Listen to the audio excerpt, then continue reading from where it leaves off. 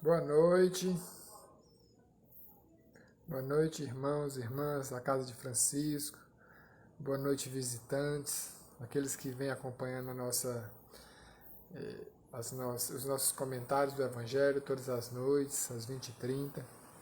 Hoje vamos dar prosseguimento com mais um comentário do Evangelho segundo o Espiritismo.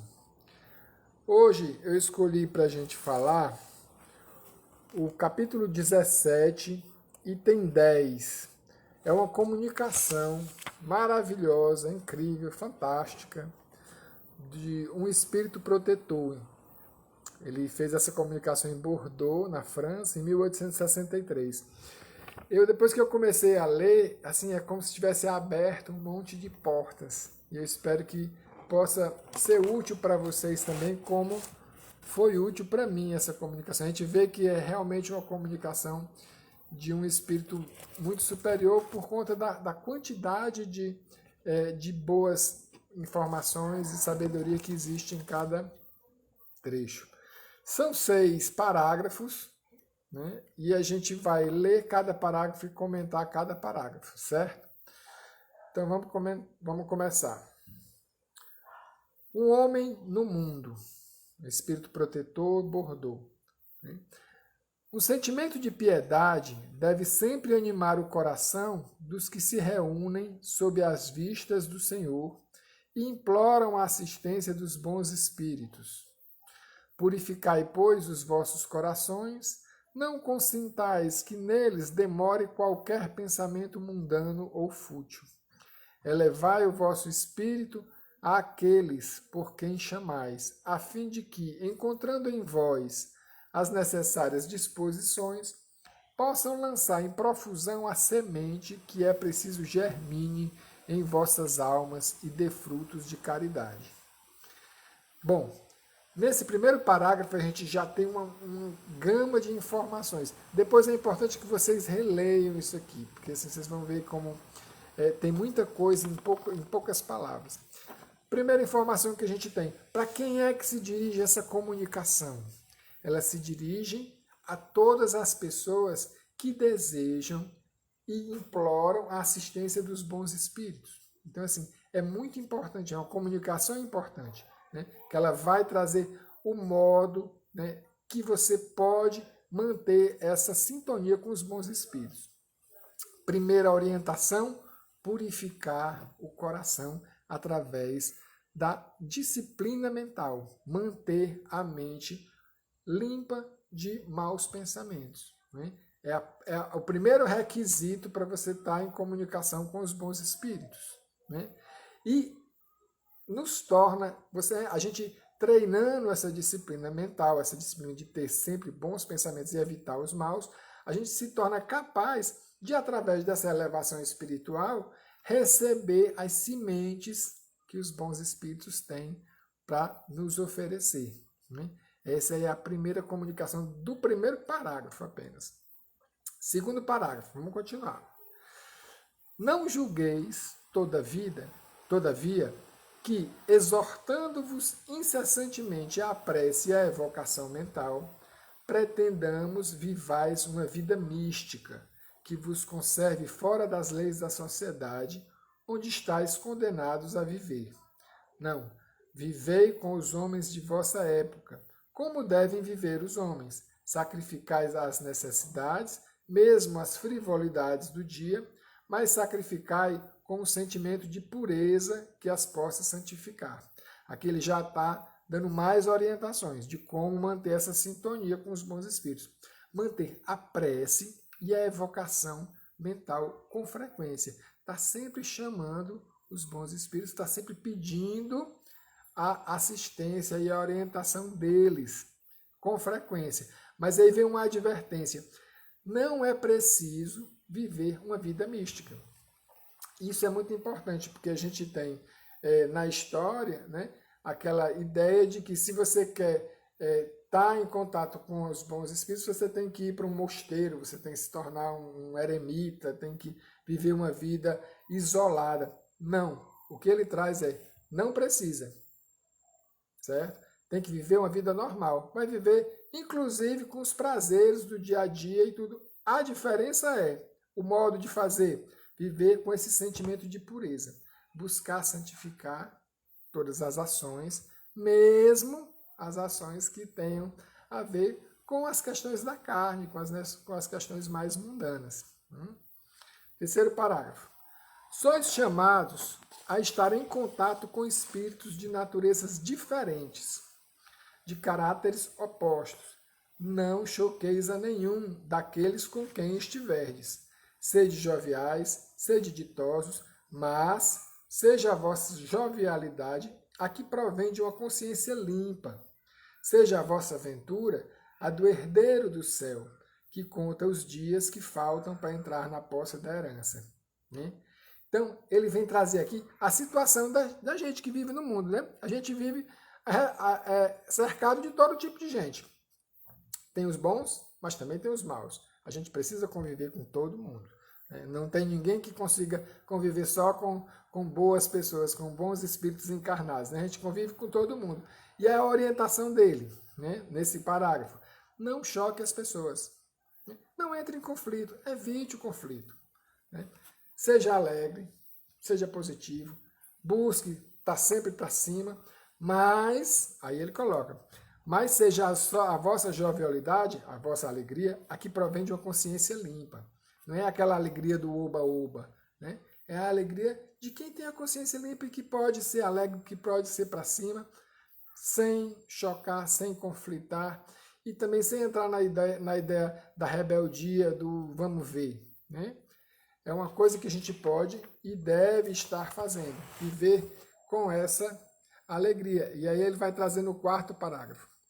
Não consiste a virtude em assumirdes severo e lúgubre aspecto, em repelirdes os prazeres que as vossas condições humanas vos permitem.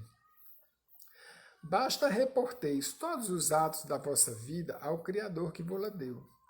Basta que, quando começardes ou acabardes uma obra, eleveis o pensamento a esse Criador e lhe peçais no arrobo de alma ou a sua proteção, para que tenha êxito, ou a sua bênção, para ela se a concluístes.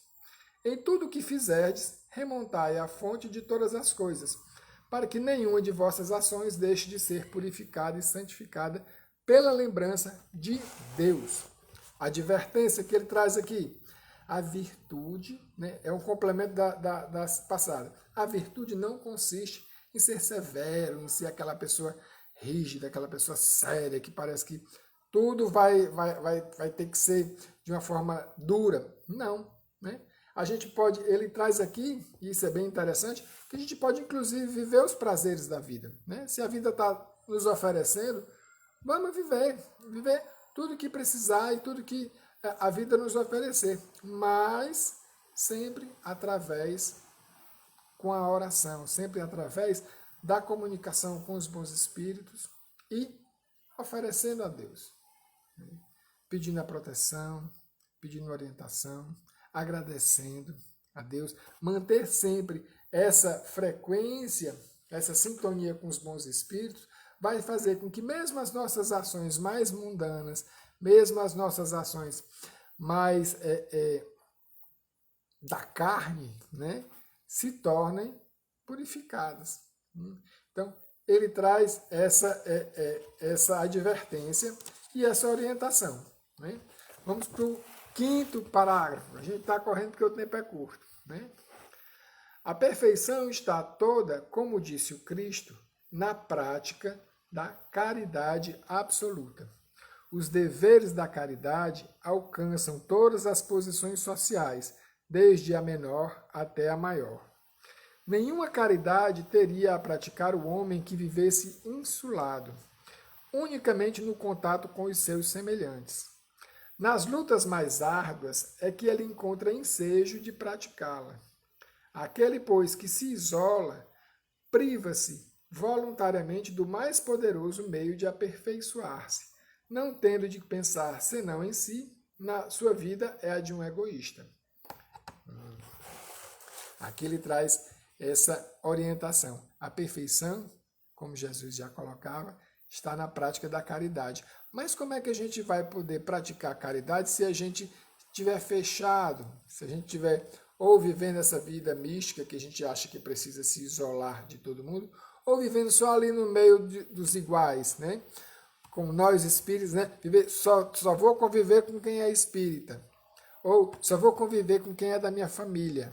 Só vou conviver com quem são os meus amigos. Se a gente se fecha nisso, a gente perde a oportunidade, é o que ele está trazendo aqui, né?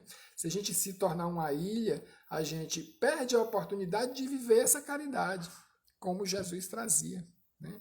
Essa caridade, ela precisa ser vivida com o outro, com o diferente, não com o igual. O igual é fácil, né? A gente falar sobre espiritismo, falar sobre reforma moral, para quem é espírita, é tranquilo, né? Todo mundo vai concordar, né? Mas trazer isso para o diferente, né? Viver a caridade com aquele que não pensa como a gente, aí sim, né? Essa é que é a grande oportunidade de crescimento e evolução. Vamos para o último parágrafo.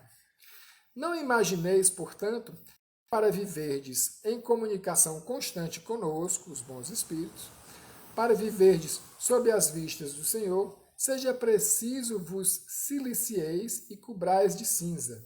Não, não.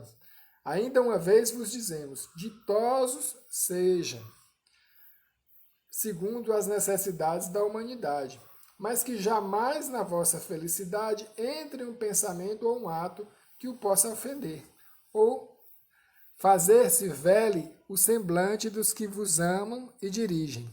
Deus é amor, e aqueles que amam santamente, ele os abençoa. Um espírito protetor. Nesse último parágrafo, ele traz novamente a mesma advertência, né? Que não precisa a gente sofrer, não precisa a gente viver de austeridade, não precisa a gente criar toda uma vida paralela para estar na sintonia com os bons espíritos, né? O que a gente precisa é de disciplina mental. A gente precisa aprender a manter a nossa mente no bem, pensar o bem, fazer o bem, falar, usar as palavras para o bem, né? A gente buscar realmente criar na nossa mente, criar no nosso entorno uma atmosfera do bem, né? E aí ele traz mais a última orientação, né? Que ele reforça essa importância e traz concluindo que Deus é amor, né? E ele abençoa todos aqueles que amam santamente, né? Que amam com esse sentimento de pureza, com esse sentimento de valor à vida. Olha, assim, é uma pena que eu tenha que ter lido e comentado tão rápido, porque assim, é uma página, são 2 páginas. Leiam, vale a pena. Assim, para mim, me deu uma abertura assim, fantástica na minha visão do que é ser espírito, do que é estar no mundo, né, do que é manter essa sintonia com os bons espíritos, né? Leiam com cuidado essa comunicação, que vai tirar muita coisa boa para vocês, né? Espero que assim, como tirou para mim, sabe? Eu realmente me sinto muito feliz de ter tido a oportunidade de estudar essa comunicação, né? Capítulo 17, tem 10, O Homem no Mundo, do Espírito Protetor, em Bordeaux, 1863. Fantástico. Muito grato, meus filhos, meus irmãos. Muito grato por essa oportunidade, por estar aqui, podendo conversar com vocês. Fiquem com Deus, um grande abraço, um grande beijo. Tchau!